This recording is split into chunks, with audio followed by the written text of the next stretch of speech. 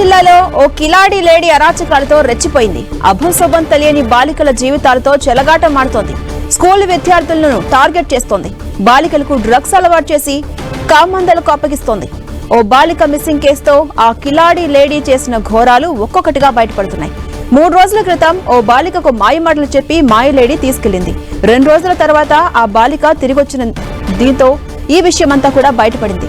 బాధితురాలిచ్చిన సమాచారంతో కూపీ లాగుతున్నారు పోలీసులు. అయితే దామెర మండలానికి చెందిన కిలాడి లేడీని పోలీసులు అదుపులోకి తీసుకుని విచారిస్తున్నట్టుగా సమాచారం.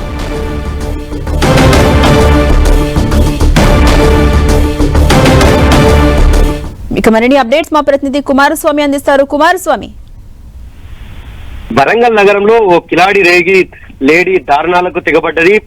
పాఠశాలకు సంబంధించినటువంటి బాలికలను టార్గెట్ గా చేసుకుని తిరుగుతుంది.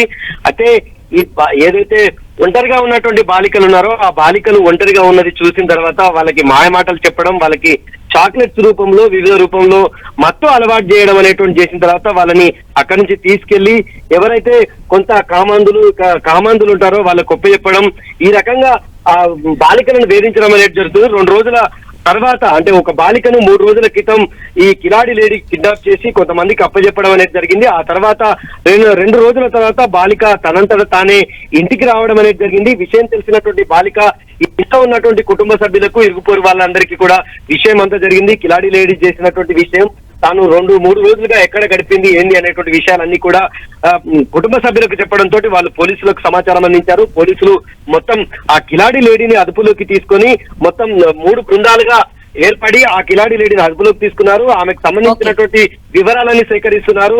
ఆ దామెర మండలానికి చెందిన ఆ కిలాడి లేడీని అదుపులోకి తీసి విచారణ చేస్తున్నారు. అచ్చం సినీ పక్కీలోనే బాలికలకు మాయమాటలు చెప్పి తీసుకెళ్లి ఈ రకంగా దారుణాలకు తెగబడుతున్నట్టు పోలీసులు సమాచారం సేకరించారు. ఇంకా కూపీ లాగుతున్నటువంటి సిచ్యువేషన్ ఉంది. దీని వెనుక ఎవరెవరు ఉన్నారు, ఏం జరుగుతుంది అనేటువంటి వివరాలను అయితే పోలీసులు సేకరించే పనిలో ఉన్నారు. Right, thank you Kumaraswamy.